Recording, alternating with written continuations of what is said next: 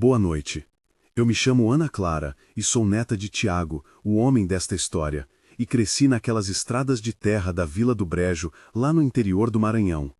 Eu moro ainda perto, a 2 quilômetros da estrada conhecida como Caminho do Pito, e a casa onde tudo aconteceu fica numa curva que ninguém passa a noite desde então. Vou contar o que aconteceu quando Tiago subiu no teto para escapar do vira-bicho e o que isso deixou de marca na nossa família. Prometo que é relato sincero, ouvido na voz trêmula do meu avô e repetido com cuidado para não perder os sons, cheiros e a sensação que ele descrevia. Eu peço que você imagine o barro frio nas solas, o cheiro de fumaça de fogueira e o gosto de café forte que a gente tomava nas madrugadas enquanto ele reconstituía a cena. São detalhes importantes, porque não era coisa desse mundo e por isso vale a pena ouvir até o fim. Quero que se sintam próximos, como eu me sentia sentada no alpendre, com as mãos frias segurando a xícara, porque isso é uma confissão de família e eu espero que vocês fiquem comigo. Meu avô Tiago era, quando tudo começou, um rapaz de 24 anos que trabalhava como vaqueiro na fazenda do patrão Antônio, chamado por todos de Seu Antônio do Riacho. Nasci ouvindo histórias dele sobre pegadas que sumiam no barro, cantos que vinham do mato e noites em que os cães se calavam como se alguém tivesse mandado. A infância dele foi de casa de taipa, de chuva que entrava pelos cantos das janelas e de noites prolongadas por conta de promessa feita à Santa da Capela de Nossa Senhora do Livramento. Ele aprendeu a atirar com a espingarda do pai, a separar as sementes de milho com as mãos calejadas e a não confiar em vento quando ele parecesse carregar palavras.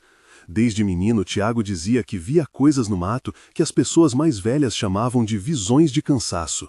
Também dizia que ouviu uma vez uma voz pedindo para não atravessar a ponte da Pedra Mole ao anoitecer. O trabalho no pasto o deixava atento a qualquer arfar, a qualquer movimento que quebrasse o silêncio, e era desse estado vigilante que a história do teto nasceu. Ele me contou que naquela época o corpo dele tinha marcas de tanto subir cercas e de tanto carregar sacos de sal, que as mãos tinham calos que cheiravam sempre a óleo de lamparina e que às vezes acordava com o gosto de terra na boca depois de dormir no terreiro para escutar as estrelas. Essas memórias vêm em duas partes na lembrança dele. Primeiro a infância dura e a vida na roça, depois o tempo na fazenda do seu Antônio, onde as coisas começaram a tomar outro tom. Era uma noite de lua minguante, o calor ainda pegando na pele depois do dia de sol quando aconteceu. A senzala da fazenda já estava vazia de vozes, e Tiago havia acabado de lançar o gado no curral quando ouviu um som que não pertencia a animal nenhum. Ele descreveu para mim cada detalhe, e eu repito agora como me contou, sem inventar nada. Primeiro, um odor de coisa podre misturado com mato molhado. Depois, um cheiro doce, quase de fruta passada, que parecia vir do mesmo lugar que o som. Ele falou comigo assim: Ana, eu juro que escutei uma coisa que parecia gente, mas sem corpo certo, uma respiração que vinha debaixo da cerca. E eu perguntei: e o que você fez? E ele respondeu: peguei a espingarda do pai e fui até a beira do quintal devagar, com gosto de poeira na garganta. A cena se desenrolou com vozes dos vizinhos ao redor que se intrometeram na narrativa. Dona Marieta gritou lá de dentro: Tiago, volta, vai chover. Seu Zeca, lá da rua, disse: não mexe com o que você não conhece, menino. E o patrão, seu Antônio, murmurou sem sair do alpendre: traz a lanterna, Tiago, mas cuidado, enquanto o vento levava o cheiro de café e de couro velho. Tiago descreveu que olhou para baixo e viu uma criatura que primeiro se parecia com um boi doente, depois com um homem curvado e por fim com um porco enorme que andava sobre duas patas. Havia algo nos olhos que não combinava com nada vivo, um brilho vermelho que lembrava brasa de carvão. Ele tentou falar e foi interrompido por um som único que rasgou a noite, um guincho como porta velha. Não era coisa desse mundo, ele repetia, e a frase ficou na boca de todo mundo naquela casa. Nesse momento, Tiago correu para dentro, subiu na escada que dava acesso ao sótão e, sem pensar mais, conseguiu alcançar o forro do telhado de palha. Lá em cima, ele se juntou ao tico da casa e ficou em cima das telhas, vendo aquilo que perseguia ficar circulando pela casa, farejando as paredes e batendo com o focinho no alicerce. A respiração dele ficou rápida, o coração parecia querer sair pela boca, e eu lembro da descrição do gosto metálico que veio quando ele tentou gritar por socorro. O diálogo naquela madrugada entre Tiago e as pessoas da casa foi longo e tenso. Tiago falou: Estou aqui, não saio. Dona Lúcia, mulher do seu Antônio, respondeu: sobre o telhado é perigoso, tu vai cair. Tiago retribuiu: se eu descer, ele me pega. Irmã Cida, que morava ao lado e era conhecida por sua fé, gritou: chama um rezador, agora. Seu Zeca ofereceu: eu trago a escada. Manuel, um trabalhador novo, disse: eu subo com você. E o patrão, sem levantar a voz, falou: pega a lanterna e vem devagar. Foram pelo menos 10 trocas de voz, em que cada pessoa deu um conselho que misturava medo e praticidade. Nessa cena importante, há muitos cheiros, sons e sensações. O cheiro de breu das telhas, o som de grilos abafado pela presença da coisa. O gosto salgado do suor na boca de Tiago, o tato áspero do telhado onde ele se apoiava, a visão da lua cortando a poeira e o frio na espinha que percorreu a família.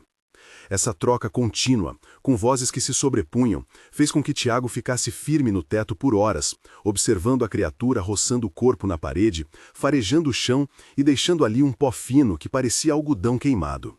A consequência imediata foi física e emocional. Pela manhã, Tiago desceu tremendo, sentindo o corpo adormecido e com unhas quebradas pela escalada, e o rosto inchado como se alguém tivesse apertado.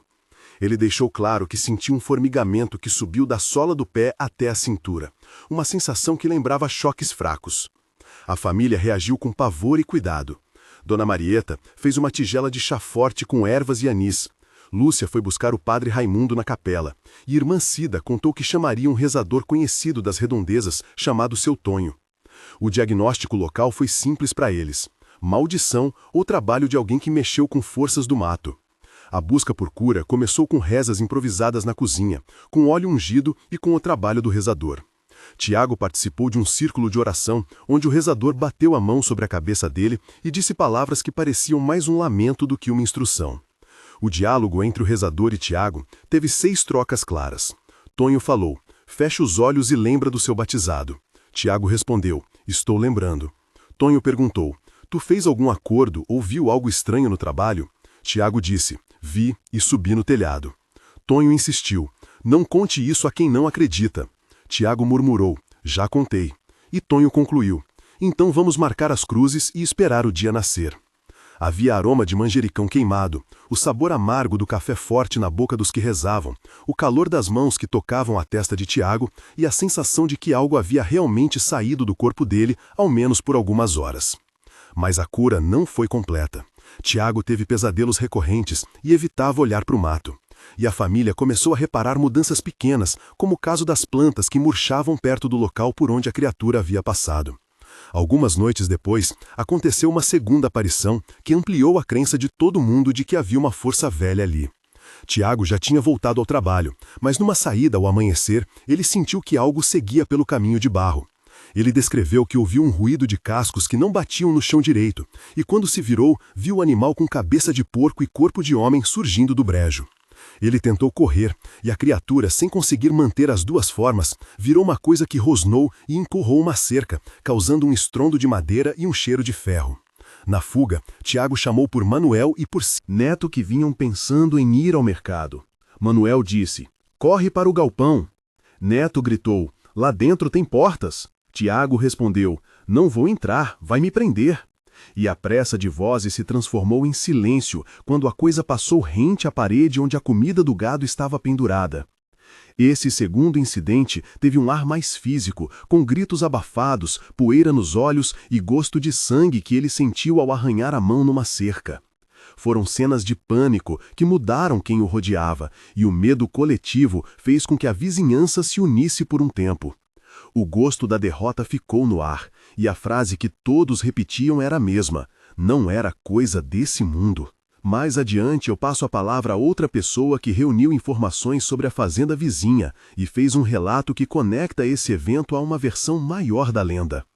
Quem fala agora é Dona Lúcia, que mora na casa ao lado do galpão e ouviu vozes vindas da fazenda abandonada na estrada do Córrego Seco. Ela me contou que, quando jovem, ouviu do avô Manuel a história de um homem chamado Antônio Velho, que fez um trato e mandou escravos imaginários trabalhar eternamente na casa grande. Lúcia descreveu o lugar assim: telhado caído, tijolos com musgo, um poço sem água e dentro, segundo as palavras dela, um cheiro de farinha velha misturado com segredo.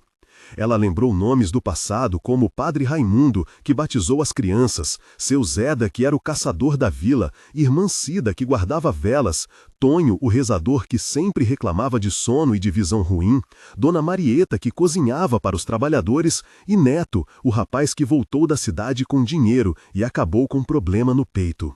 Lúcia confirmou que havia vozes que pareciam ordenar tijolos e cantar uma cantiga triste em coro. Eles cantavam como quem tem fome, ela falou, e as testemunhas próximas descreveram que parecia haver uma multidão invisível carregando objetos pela casa. A sensação era de escala, como se aquilo que veio a Tiago fizesse parte de algo maior, uma obra inacabada que continuava a ecoar. Nesse bloco grande, eu recebi relatos de várias pessoas. Tonho descreveu um cheiro de enxofre. Padre Raimundo citou preces que foram ignoradas pulando as janelas. E seu Antônio confessou que a construção tinha sido feita sobre um túmulo antigo. A lenda da fazenda se amplia num passado que mistura pacto e trabalho fantasmagórico. Dizem que um homem velho, conhecido como Coronel Ramiro, precisava erguer uma casa grande e fez um acordo com entidades do mato prometendo sangue ou serventia. Contam que, ao erguer o primeiro tijolo, ouviram-se vozes que não paravam mais e que as pessoas da região passaram a ouvir o bater de ferramentas à noite, numa casa que não tinha mais ninguém para trabalhar. O relato inclui cenas onde sombras amarradas a sacos carregavam tijolos e uma descrição sensorial forte. O som ritmado de martelos, o estampido de causava virando pó, o gosto de pó de tijolo na boca de quem passava perto, o cheiro de suor velho e de couro queimada, o tato frio das pedras nos dedos, a visão de vultos sem pernas e o arrepio que corria pela nuca de qualquer um que tentasse permanecer escutando. Entre aquelas paredes esquecidas, várias testemunhas como seu Zeca, Dona Marieta, Padre Raimundo, Irmã Cida, Tonho, Manuel e Neto contaram cenas que se repetiam. Vozes que pediam mais trabalho, risos que soavam como chicote e um coro que nunca se calava.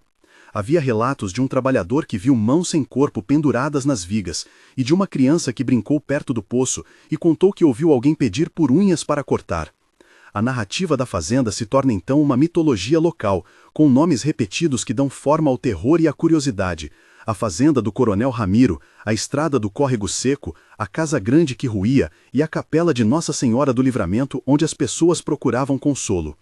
Entre os moradores, a reação foi uma mistura de superstição e pragmatismo.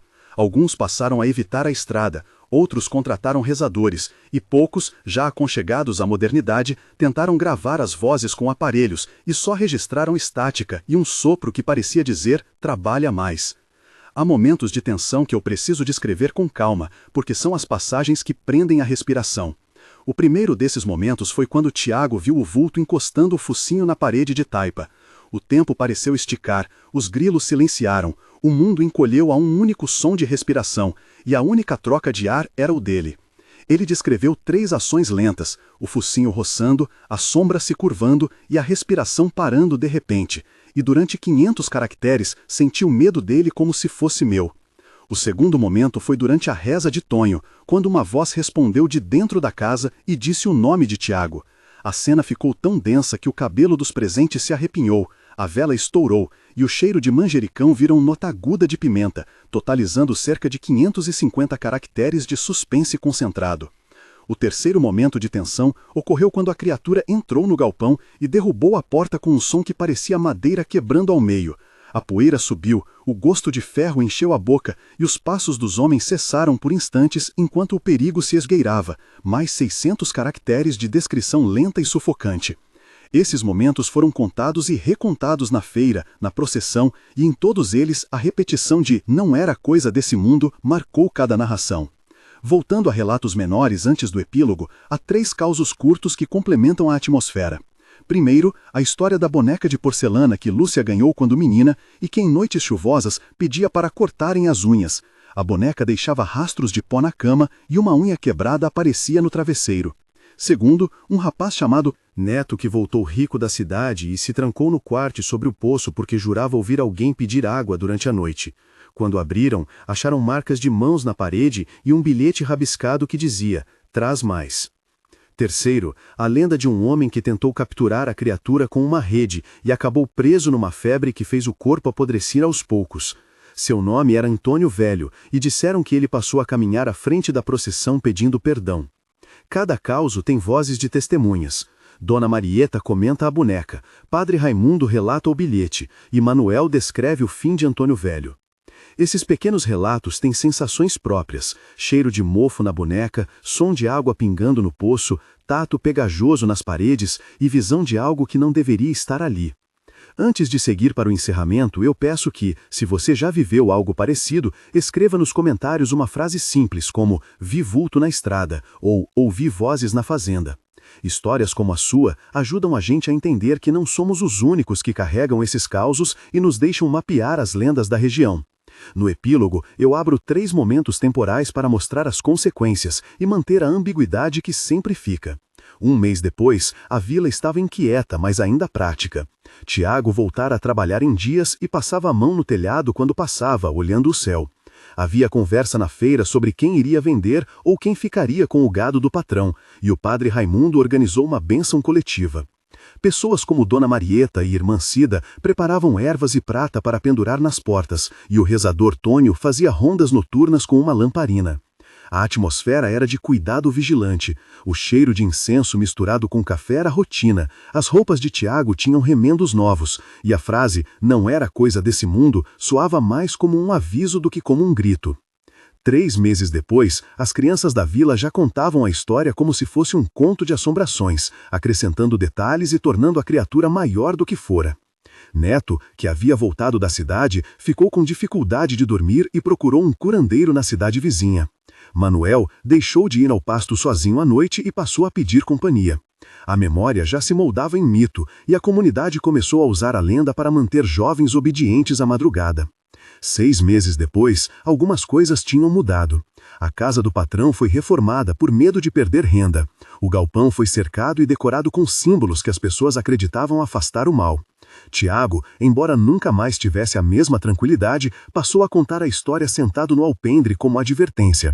Ele ainda olhava para o mato com desconfiança e, em noites de vento, sua mão podia apertar a do meu avô como se buscasse confirmação de que tudo estava só memória. A ambiguidade permaneceu. Havia curas temporárias, rezas que deram alívio, mas também marcas no corpo e no espírito que não se explicavam. No fim, esse caos nos lembra de respeitar o mato, as histórias dos velhos e a prudência diante do que não entendemos. Se você gostou, inscreva-se no canal para ouvir mais relatos como este e conte aqui nos comentários se sua família tem um caos parecido. A gente abre espaço para guardar essas lembranças e, quem sabe, desvendar algo a mais juntos. Até a próxima e obrigado por ouvir.